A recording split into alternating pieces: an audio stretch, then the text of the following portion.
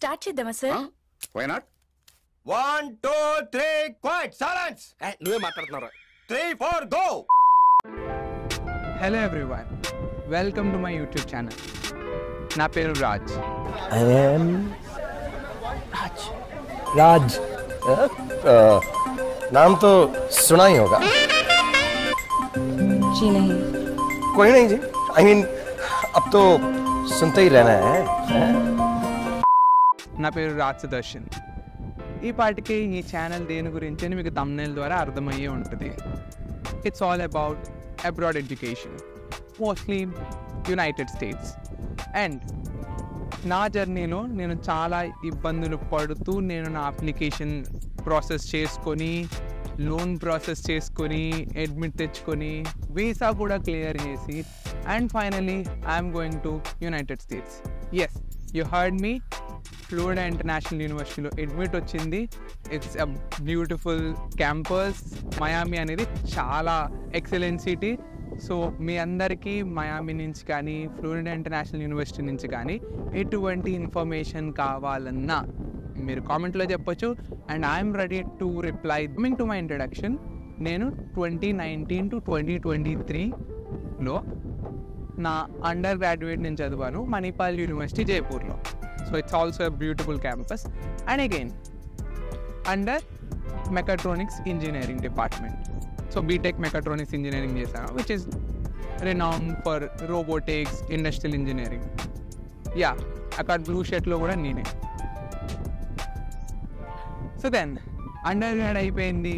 అలాగే దాంతోపాటు మనకు ఒక ప్లేస్మెంట్ కూడా వచ్చింది అండర్ గ్రాడ్ అయిపోవడంతోనే. సో ఆ ప్లేస్మెంట్ అనేది industrial automation related. So set it's in the same field. And again under గ్రాడ్లో నేను 2 రీసెర్చ్ పేపర్లు పబ్లిష్ చేశాను. అవి 2 పబ్లిష్ అండ్ ఒక పేటెంట్ కూడా నా పేరు మీద ఉంది. ఇవన్నిటితో పాటు ప్రాజెక్ట్స్ కూడా, personal projects related to IoT, ఇవన్నీ బాగానే ఉన్నాయన్నమాట. So and the grade also fine. So 3.2 out of 4. GRE వచ్చేసి నేను 2 సార్లు రాసాను. జిఆర్ఈ నేను అక్టోబర్లో రాసా 2023. జిఆర్ఈ ఎగ్జామ్లో ఏమైంది అంటే నేను ఒకసారి రాసినప్పుడు తక్కువ వచ్చాయి, దాన్ని మరలా 2సారి రాశాను. టెస్టెడ్ సెంటరే అయితే టోటల్ స్కోర్ వచ్చేసి 316 వచ్చింది. దాంతోపాటు 3 AWA.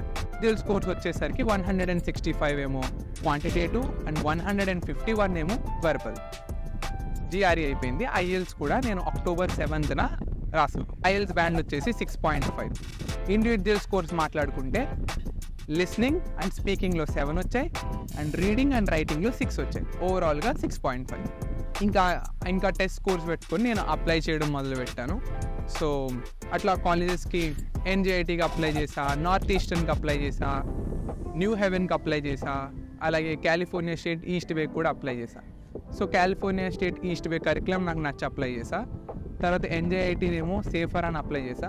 And Florida international university మా ఫ్రెండ్ గుణాల్ గారు చెప్పాడని అప్లై చేసా. ఇవన్నీ అయితే అప్లై చేసా.